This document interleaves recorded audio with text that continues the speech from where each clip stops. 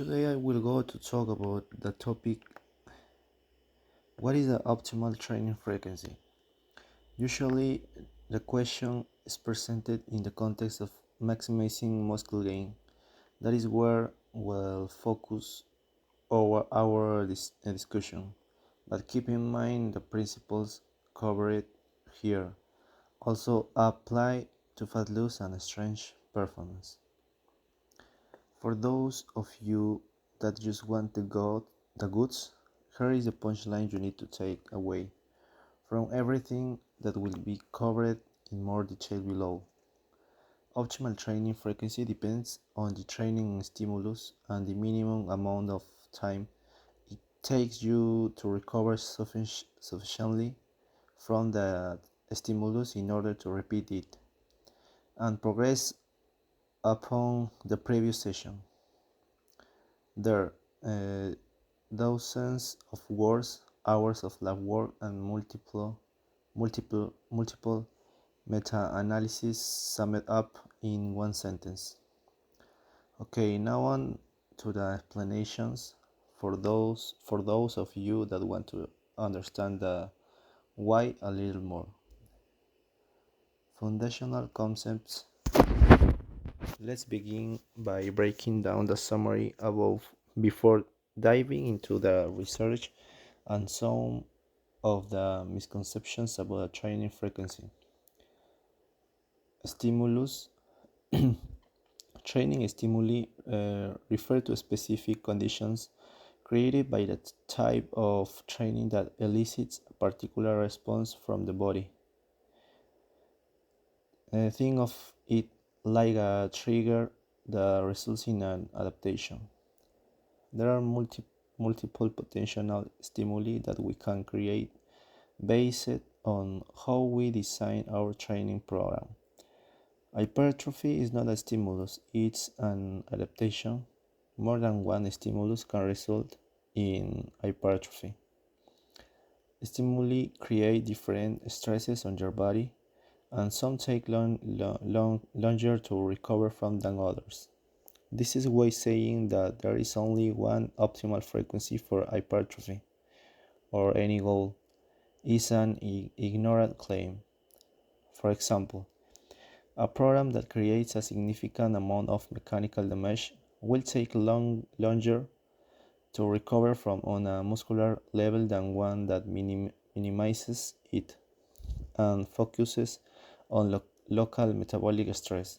Both can potentially lead to hypertrophy through the amount of tension created in the muscle fibers, but they have very different recovery times. Training at higher intensities with longer rest periods can result in muscle gain, but so can a more metabolic type of program. Each is a different stimulus which can lead to increased protein synthesis among other, more specific adaptations. The nutrition and program design course covers all of these variables. Stimuli adaptations and periodizing them in much more detail, more to 20 hours, if you are interested in really expanding your knowledge in this area. This is why the type of stimulus used for a particular hypertrophy focused program will dictate the maximum frequency you can use. It has to be based on how quickly you can recover. Training again before you are sufficiently recovered can actually end up working against you and reversing some of your progress. Research and misinterpretations. Research. There are studies available that show in some instances that when comparing higher two times a week to lower once a week frequency, the higher frequency did appear to elicit a slightly more favorable hypertrophy. Although a meta-analysis of these studies stated that it is yet to be determined whether more twice a week is more effective at maximizing hypertrophy. Erroneous conclusion. The conclusions from some of these studies have been taken to an erroneous extreme by assuming that in order to expedite hypertrophy, frequency is the main thing that must be maximized. This has led to the creation of programs that have you training each body part 3 times per week. For example, a full body program 4 or 5 times per week with 3 or 4 sets of 8 to 12 reps per body part per workout promoted as a hypertrophy program. Problem number 1: logistical ability to stimulate maximum hypertrophy. While 3 or 4 sets might get some hypertrophy for the most untrained individuals, someone with more training experience, strength, and muscle mass is going to require more than to maximize a stimulus that leads to hypertrophy. This becomes an issue if you don't have two more hours to spend in the gym every day. Problem number 2: increased systemic conditioning challenge. As we've covered in other articles, the more tissue trainer per session also increases the systemic demand of the workout. As you get stronger and add muscle tissue, your ability to create metabolic byproducts and challenge your cardiovascular and cardiorespiratory systems increases as well. Your lungs don't get bigger as your quads grow.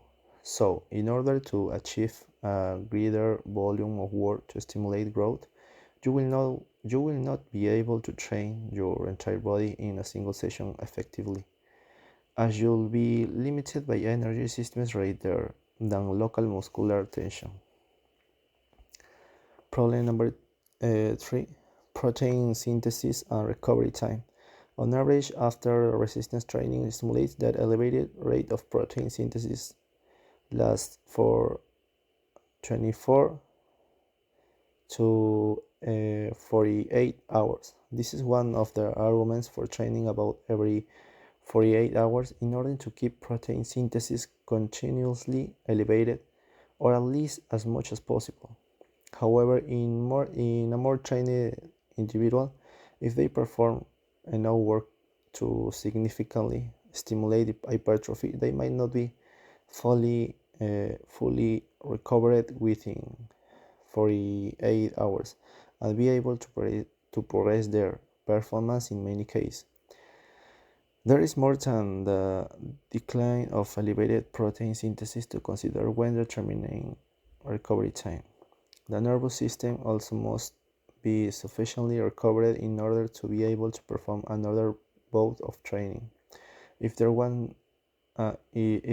an inflammatory response to the training, as there is when mechanical damage or oxidative stress are created, it should be resolved before training that tissue again. Problem 4: periodization or lack thereof. The body adapts, or tries to whatever stresses we impose upon it through training. Hopefully that adaptation is more muscle tissue if hypertrophy is our goal. However, at some point repeating the exact same program will have a point of diminishing returns. Most of us have experienced this ourselves at one time or another. The same program that worked great at first seems to be producing less or no additional progress after a time. You are no longer able to add a rep or more weight than you hit a plateau.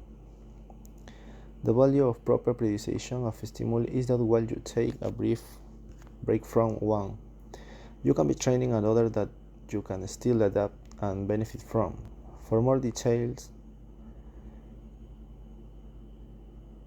on this topic, we have a two-part article.